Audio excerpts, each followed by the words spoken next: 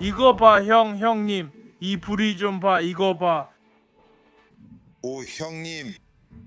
죽였어, 형? 오, 형, 지금이야, 형? 이란이 방금 터키, 즉 나토 회원국이자 유럽에서 가장 큰 군대 중 하나인 터키의 미사일을 발사했습니다. 이는 터키가 공개적으로 미국이 이란을 공격하기 위해 자국 영공을 사용하는 것을 거부했음에도 불구하고 일어난 일입니다. 이란이 터키를 공격해 나토 5조가 논의되고 있습니다. 자세한 내용 알려드리겠습니다. 이것은 속보입니다. 터키 국방부는 이란의 탄도미사일이 자국을 향해 발사되었고 나토 방공 시스템에 의해 격추되었다고 밝혔습니다. 그 미사일의 파편이 터키 남부에 떨어졌습니다. 이것은 중대한 사태이며 터키와 같은 국가가 이란의 탄도미사일 공격을 받은 것은 이번이 처음입니다. 이스라엘이 더 많은 발사 지점을 공격하는 중에 이런 일이 일어났습니다. 이란에서 발사된 미사일이 이라크와 시리아 상공을 지나 터키 영토에 도달하기 전 요격됐지만 파편이 터키에 떨어졌습니다. 정말 기가 막힌 건 터키는 이 전쟁에 관여하지 않고 있습니다. 사실 터키는 가능한 한 이란을 지원해 왔습니다. 터키는 미국이 터키 영공을 사용하거나 터키 영토 내에 있는 미군 기지를 사용하는 것을 명확하게 금지했습니다. 그들은 기껏해야 중립적이었습니다. 그런데 이란이 그들을 공격한 것입니다. 논리적으로 생각한다면 유럽에서 가장 큰 군대 중 하나를 보유한 나토 회원국을 자극하지 않아야 함을 알 수 있습니다. 러시아와 푸틴도 이를 알고 있습니다. 그래서 푸틴은 나토 영토 내에서 드론 훈련을 할 때 항상 조심합니다. 그는 항상 실수였다고 주장하죠. 하지만 이란에서는 논리가 잘 통하지 않습니다. 논리적으로 운영되지 않고 있습니다.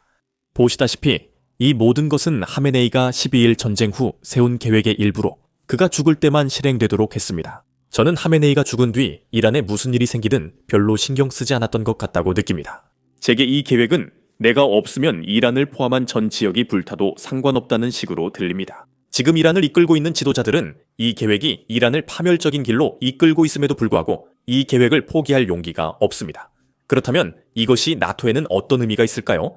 며칠 전 나토 사무총장이 이란 상황에 대해 공개 입장을 밝혔습니다. 들어보시죠. 우선 최근 며칠 동안 최고의 희생을 치른 미군 장병들에게 저의 생각이 함께하고 있음을 말씀드리고 싶습니다. 그리고 자유세계의 지도자이자 미군 최고사령관인 도널드 J. 트럼프 대통령께서 이곳에서 일어나고 있는 일에 대해 정말로 칭찬하고 싶습니다. 카메네이를 제거하고 이란의 핵 능력을 제거하며 또한 이란의 탄도미사일 프로그램까지 제거하는 것, 이것이 매우 중요합니다. 그리고 유럽에서 본 것은 주말 동안 주요 유럽 지도자들과 대화하며 르완다 대통령의 행동에 대해 지지가 분열되어 있다는 점입니다. 또 물류 접근성, 미국 핵심 이익 방어에 유럽인들이 적극적으로 나서고 있다는 것도 확인했습니다. 그는 공개적으로 미국의 작전을 지지했지만 나토가 개입할 계획은 없다고 말했습니다. 비록 개별 동맹국들이 할 수 있는 모든 곳에서 돕고 있긴 하지만 말이죠. 이 모든 것에 더해 미국이 이 에픽 퓨리 작전을 시작한 직후 가장 먼저 한 전화 중 하나가 나토와 중동 그리고 동맹국들에게 한 것이었습니다. 미국은 나토와 계속 정보를 공유합니다. 터키에서는 무슨 일이 있었던 걸까요? 이것이 나토 5조 발동에 영향을 줄까요? 이제 5조의 실제 작동 방식을 알아보겠습니다. 보시다시피 자동 발동은 없습니다. 나토 회원국이 공격당해도 5조가 자동으로 적용되진 않습니다. 공격을 받은 국가는 회의를 소집하고 그 회의에서 모든 회원국이 5조 발동에 찬성해야 합니다. 즉 32개 모든 회원국이 동의해야 한다는 뜻이죠. 이 미사일이 실제로 터키 영토를 직접 타격한 것이 아니라 파편만 떨어졌다는 점을 고려하면 제5조가 실제로 발동될 가능성은 낮아 보입니다. 중요한 점은 제5조가 9.11 테러 직후를 제외하고 한 번도 발동된 적이 없다는 것입니다. 하지만 이번 사건이 제5조 발동 사유가 되지 않는다 해도 이란이 실수를 계속하는 속도를 보면 실수로라도 나토 국가를 공격해서 나토를 이 전쟁에 끌어들일 수도 있겠다는 생각이 듭니다. 여러분도 짐작하시겠지만 터키는 이 일에 대해 조용히 있지 않고 있습니다. 터키 외무장관은 방금 생방송에 나와서 이란을 바보처럼 보이게 만들었습니다. 그는 기본적으로 이란이 위협하는 걸 좋아하지만 그걸 뒷받침할 능력은 없다고 말했습니다. 간단히 말해 이란은 허세만 부리고 실제로는 아무것도 못합니다. 그래서 지금 그 대가를 치르는 겁니다. 이제 이 클립을 보기 전에 아래에 있는 구독과 좋아요 버튼을 눌러주시면 알고리즘에 정말 큰 도움이 되니까 꼭 부탁드립니다. 구독과 좋아요를 누르시면 저희 영상을 계속 받아보실 수 있습니다. 유튜브가 영상을 잘 보여주지 않는다는 의견을 계속 보고 있기 때문입니다. 그러니까 구독을 하시면 유튜브가 저희 모든 영상을 보여줄 수 있을 거라고 생각합니다. 자, 이제 이 클립을 한번 보시죠. 터키 미사일 만약 여러분이 준비를 제대로 하지 않았고 역량을 개발하지 않았다면 이스라엘이나 미국과 동등한 수준조차 되지 않는다면 그런 일에 관여해서는 안 됩니다. 이것은 중요한 문제입니다. 만약 한 나라가 정말로 그런 투쟁을 준비하고 있다면 완벽한 상태여야 합니다. 더 나아가 방공 시스템, 레이더 시스템, 전자교란 시스템에 있어서도 한 나라는 이러한 분야에서 매우 효과적이어야만 자국의 영공을 지킬 수 있습니다. 예를 들어 당신의 지도부나 다른 사람이 어디에 있다고 가정해 봅시다. 그들은 휴대전화를 해킹해 위치를 찾았습니다. 이것도 능력입니다. 하지만 실제로 그들을 공중에서 타격하려면 그들의 영공에 진입해 오랜 시간 머무는 등 여러 조건이 필요합니다. 이것들은 우리가 배우는 교훈입니다. 저는 그들이 했는지 안 했는지에 대해 판단을 내리기 위해 여기 있는 것이 아닙니다. 터키가 처음으로 보시다시피 이란의 주된 문제는 지도부입니다. 이는 현재뿐 아니라 전반적으로 그렇습니다. 이슬람 공화국이 들어선 이후로 지도부는 지정학이나 전략에 기반해서 움직이는 사람들이 아니었습니다. 며칠 전에 국무장관 마르코 루비오가 이 점을 완벽하게 설명했습니다. 그리고 그는 이 정권이 신학, 그것도 종말론적인 신학에 근거해서 결정을 내리는 급진적인 성직자들에 의해 운영되고 있다고 지적합니다. 그래서 지금 이런 일이 벌어지고 있고 이란이 이 지역 전체를 불태우려는 모습을 보고 있습니다. 그들이 성공하고 있지는 않지만 이런 나라를 상상해 보세요. 자기들과 아무 관련 없는 이웃 나라를 공격할 의지가 있고 심지어 이란을 도우려는 다른 나라들까지 공격하려는 나라입니다. 이제 그런 나라가 핵무기를 가지고 있다고 상상해 보세요. 아니면 그런 나라가 미국까지 도달할 수 있는 탄도미사일을 가지고 있다고 상상해 보세요. 그들은 주저없이 발사할 겁니다. 그래서 지금 미군이 하고 있는 일이 이렇게 중요한 이유입니다. 하지만 그럼에도 불구하고 마르코 루비오가 한 발언이 있습니다. 이것은 수년간의 제재에도 불구하고 이란에서 일어나고 있는 일입니다. 지금으로부터 1년 또는 1년 반 후에 그들이 우리에게 피해를 입힐 수 있는 능력을 상상해 보세요. 특히 극단적인 성직자들이 이끄는 정권의 손에 그런 위험이 있다는 것은 용납할 수 없는 일입니다. 아야톨라는 극단적인 성직자였고 지금도 그렇습니다. 그 정권 전체가 지정학적 결정을 내리지 않는 극단적인 성직자들에 의해 이끌어지고 있습니다. 그들은 자신들의 종말론적인 신학적 관점에 따라 결정을 내립니다. 이것 역시 매우 심각하게 받아들여야 합니다. 이것이 이번 작전의 목적이었습니다. 한편 전장에서는 이란 장비가 계속해서 심각하게 고장나고 있습니다. 최근에 이스라엘의 F-35 전투기가 이란 전투기를 격추시켰습니다.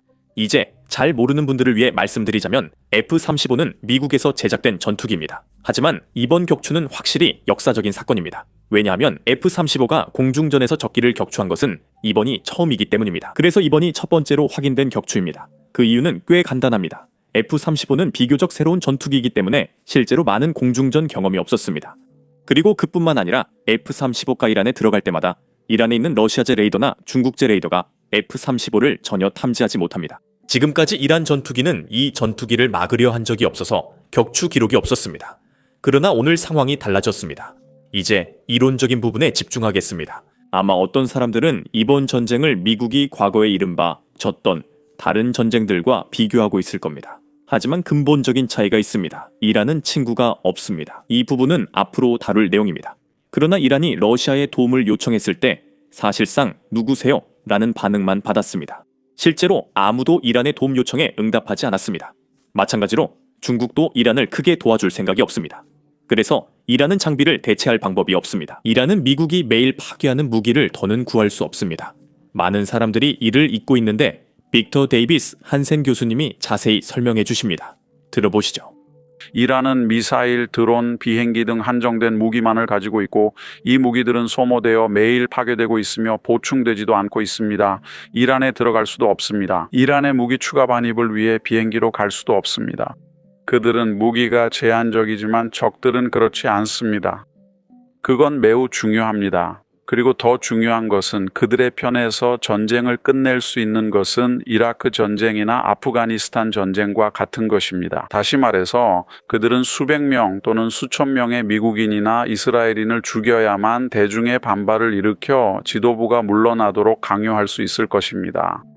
아니면 그들은 놀라운 전략적 승리를 거두어야 할 것입니다. 아마도 호르무즈 해협 근처의 시설을 폭파하고 어떻게든 봉쇄하거나 선박 몇 척을 폭파해서 전 세계 화석 연료의 20%가 나가지 못하게 만드는 것일 수도 있습니다.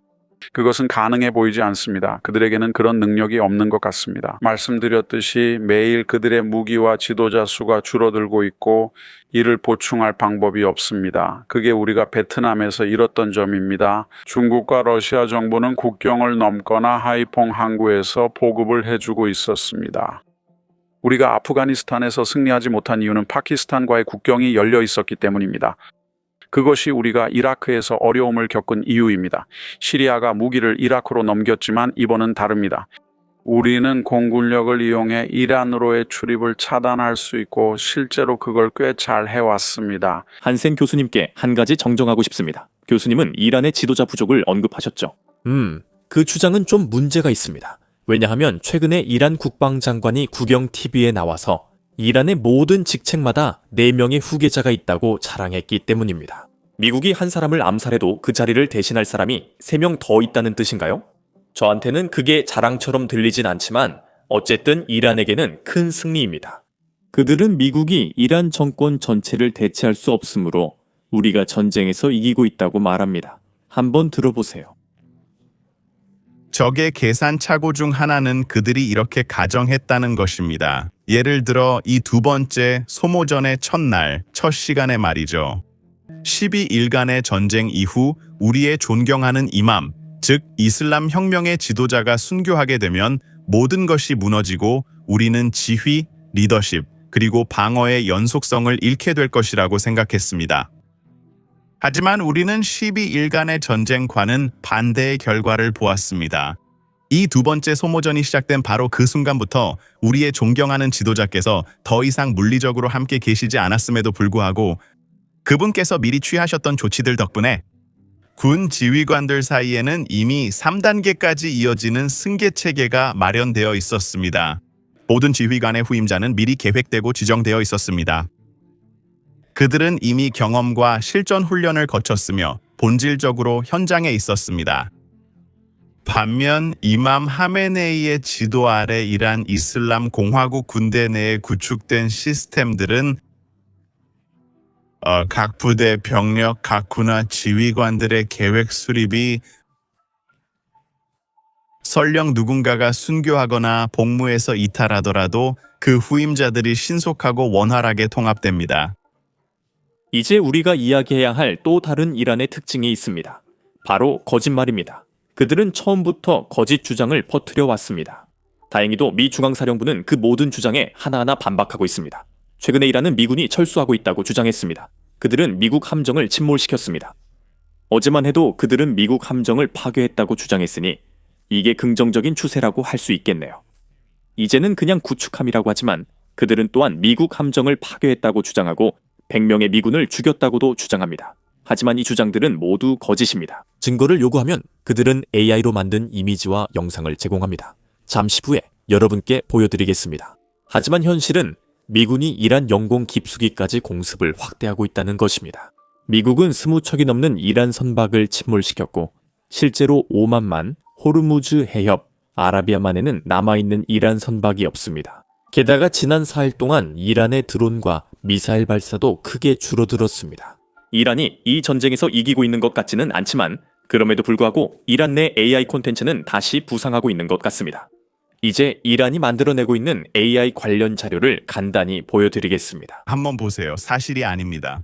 작년에는 오직 이란 계정들만이 AI로 생성된 영상을 올리면서 자신들이 에이브러햄 링컨함을 침몰시켰다고 주장했습니다. 이제는 이란 혁명수비대 IRGC도 같은 주장을 하고 있습니다. 혁명수비대는 공식적으로 미국의 에이브러햄 링컨함을 탄도미사일 4발로 공격했다고 밝혔습니다. 화면에 나온 영상이 그들이 제공한 유일한 증거인데 정말 어이없을 정도로 멍청합니다. 누가 제발 그들에게 이걸 설명해 줄 수 없나요? 최고 지도자의 벙커와는 달리 이건 10만 톤짜리 핵 추진 군사 요새이며 전 세계에서 가장 보호를 잘 받는 함정 중 하나입니다. 이 함정은 항상 구축함, 잠수함, 그리고 유도 미사일 순양함으로 구성된 항공모함 전단이 완벽하게 호위하고 있습니다. 사실 작년에 인공지능 선전물이 지금 올리고 있는 것보다 오히려 더 나았습니다. 오늘날 사용할 수 있는 모든 도구가 있음에도 불구하고 이게 그들이 내놓을 수 있는 최선입니다. 이란 혁명수비대가 무너지는 것도 놀랍지 않군요.